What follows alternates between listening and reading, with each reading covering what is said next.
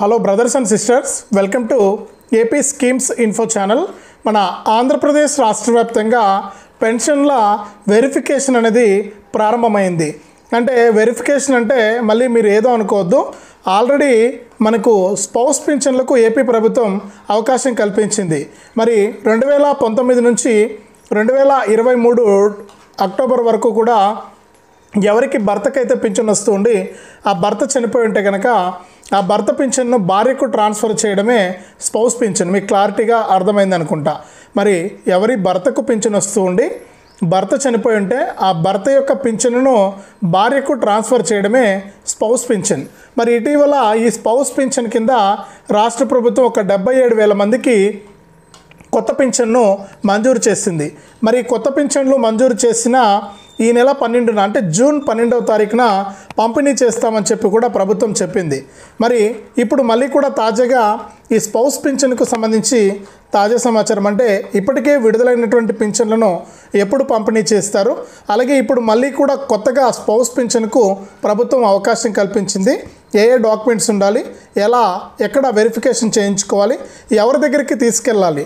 మరి మీకు ఆల్రెడీ తెలుస్తూ ఉంటుంది, ఎవరి భర్తకు పింఛన్ వస్తూ ఉండి వారి భర్త చనిపోయారో 2019 నుంచి లెక్క పెట్టుకోండి. మీరు అప్పటి నుంచి మీరు మొన్న అప్లై చేసుకున్న వాళ్ళు అవసరం లేదు, కానీ మిగిలినటువంటి వారంతా కొత్తగా ఇప్పుడు చేసుకోవాలనుకుంటున్న వారు ఎక్కడికి వెళ్ళి చేసుకోవాలి ఏంటి అనేది తెలుసుకుందాం. ఈ వీడియోలో మనం వివరాలన్నీ కూడా మీకు ఇక్కడ స్క్రీన్ పైన ఇస్తాను. నేను ఎలా క్యాప్చర్ చేస్తారు ఏంటి అనేది కూడా మీరు తప్పకుండా ఈ వీడియోను మీకు ఉపయోగపడుతుంది అనుకుంటే వెంటనే కూడా లైక్ చేసేయండి, ఈ విధంగా ఉంటుంది గుర్తు. అలాగే షేర్ చేసేయండి. మీరు ఎప్పుడైతే షేర్ చేస్తారో అప్పుడు మీ బంధువులు స్నేహితులు కూడా ఇన్ఫర్మేషన్ తెలుసుకుంటారు. షేర్ చేయండి, అలాగే సబ్స్క్రైబ్ కూడా చేసుకోండి. మీతో పాటు మరొక 10 మందికి ఇన్ఫర్మేషన్ ఉపయోగపడుతుంది. మన ఏపీలో దాదాపు ఒక 77,000 మందికి స్పౌస్ పింఛన్ అంటే 88,000 మంది అర్హత ఉంటే స్పౌస్ పింఛన్కు మీరు గ్రామ లేదా వార్డు సచివాలయానికి వెళ్ళి అప్లై చేసుకోండి అని చెప్పేసి ప్రభుత్వం చెప్పింది. మరి స్పౌస్ పింఛన్కు చాలామంది దరఖాస్తు చేసుకున్నారు. మరి వారి దరఖాస్తులను కూడా పరిశీలించి ప్రభుత్వం ఏం చేసిందంటే ఎంపీడీఓ గారు ఒక 77,000 పింఛన్లకు ఆమోదం తెలిపారు. రాష్ట్ర వ్యాప్తంగా అన్ని జిల్లాల్లో అన్ని మండలాల్లో కూడా ఒక 77,000 మందికి పింఛన్లు మంజూరు చేశామని చెప్పి ప్రభుత్వం చెప్పింది. జిల్లాల వారీగా కూడా మనకు లిస్టులు ఇచ్చారు. భర్తకు పింఛన్ వస్తూ ఉండి 2023 డిసెంబర్ నుంచి 2024 అక్టోబర్ మధ్యలో ఎవరి భర్తకు పింఛన్ వస్తూ ఉండి భర్త కనుక చనిపోయి ఉంటే ఆ భర్త పింఛన్ను భార్యకు ట్రాన్స్ఫర్ చేశారు.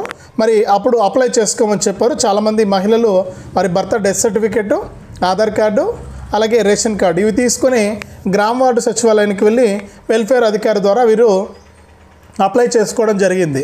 మరి ఇప్పుడు కొత్తగా ఎన్టీఆర్ భరోసా పెన్షన్ పథకానికి సంబంధించి యాప్లో ఒక అప్డేట్ అయితే ఇచ్చారు.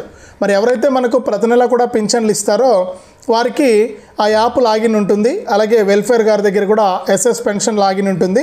ఈ లాగిన్స్లో ఏంటంటే మనకు ఒక యాప్ అనేది ఇచ్చారు. ఇక్కడ మీరు స్క్రీన్ పైన చూస్తున్న ఆ యాప్లో ఏంటంటే వైఫ్ ఆధార్ క్యాప్చర్ అని చెప్పేసి ఒక కొత్త ఆప్షన్ అయితే తీసుకొచ్చారు. మరి ఇక్కడ ఈ స్పౌస్ పింఛన్కి సంబంధించి మీకు ఎవరైతే ప్రతి నెల అధికారులు పింఛన్ ఇస్తారో వారు వెరిఫికేషన్ చేస్తారు. అంటే మీ భర్త వివరాలు మీకు 2-3 ఆప్షన్స్ ఉంటాయి. అందులో మీ భర్త చనిపోయి ఉంటేనే మీకు పెన్షన్ ఇవ్వాలి కాబట్టి అక్కడ డెడ్ అని చెప్పి సెలెక్ట్ చేసుకుని వాళ్ళు వెరిఫికేషన్ అనేది కంప్లీట్ చేస్తారు. మరి ఈ వెరిఫికేషన్ అనేది కూడా చేస్తారు. మరి ఇప్పుడు ఆల్రెడీ కొత్త పింఛన్ల అప్డేట్ వచ్చేసింది. మరి గతంలో మంజూరైనటువంటి 77,000 పింఛన్లు ఇప్పుడు జూన్ నెల 12న ఇస్తామన్నారు కదా, ఆ పింఛన్లన్నీ కూడా ఇప్పుడు జూలై 1న పంపిణీ చేయడానికి ఈ వెరిఫికేషన్ అనేది చేపట్టింది ప్రభుత్వం.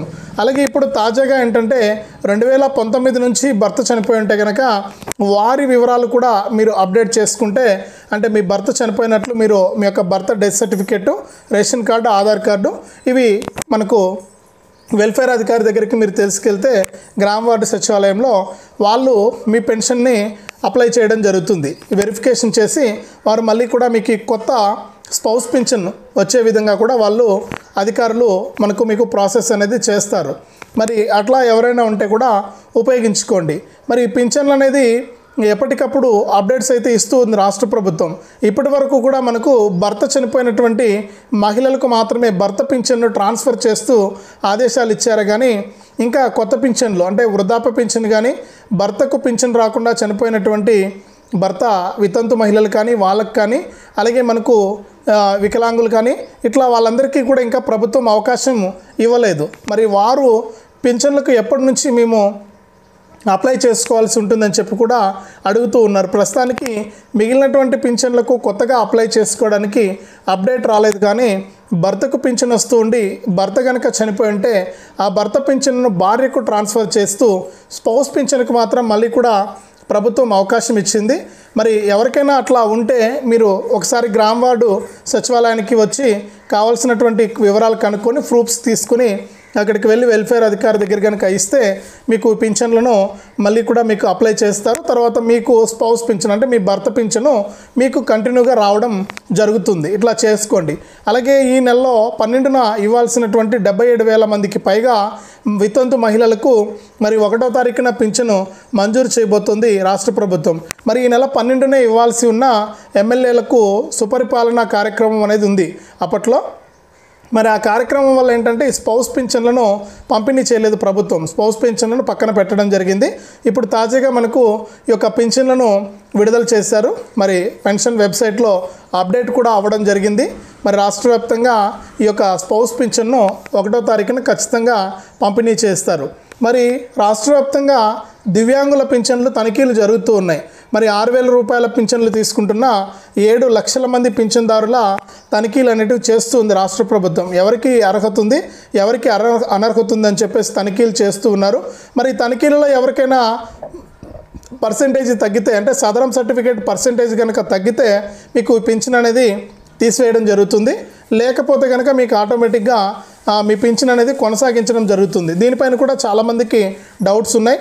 మరి వీడియో లెంత్ ఎక్కువ అవుతుంది. నేను దీంట్లో చెప్తే కనుక మీకు మరొక వీడియో ఈ వికలాంగుల పెన్షన్ల వెరిఫికేషన్ ఏ విధంగా జరుగుతుంది, వెరిఫికేషన్ జరిగిన తర్వాత మరుసటి నెలలో మీకు పింఛన్ ఇస్తారా ఇవ్వరా అని చెప్పేసి మీకు వివరాలను అయితే నేను అందిస్తాను. దాని ప్రకారం మీరు తెలుసుకోవచ్చు ఆ వీడియో చూసి. ప్రస్తుతానికైతే స్పౌస్ పింఛన్కు అప్లై చేసుకున్నటువంటి వారికి వెరిఫికేషన్ ప్రక్రియ చేస్తారు.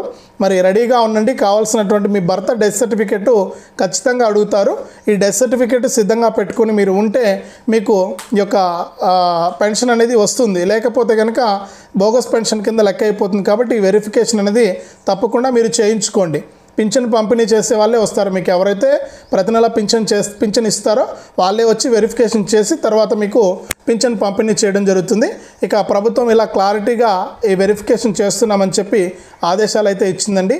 మీరు ఇప్పటి వరకు వీడియో చూశారనుకుంటే మీకు నచ్చిందని నేను అనుకుంటున్నాను. వీడియో అనేది మీకు ఉపయోగపడింది సమాచారం అనుకుంటున్నాను. మరి తప్పకుండా వీడియోను లైక్ చేసేయండి సమాచారం నచ్చుంటే. అలాగే వీడియోను షేర్ చేయండి వాట్సాప్, ఫేస్బుక్ ద్వారా. అలాగే సబ్స్క్రైబ్ కూడా చేసుకోండి. మరిన్ని అప్డేట్స్ను మీకోసం తీసుకొస్తూ ఉంటుంది మీ ఏపీ స్కీమ్స్ ఇన్ఫో ఛానల్. అలాగే ప్రతి ఒక్కరూ కూడా మీకు ఏదైనా సందేహాలు ఉంటే కామెంట్ చేయండి.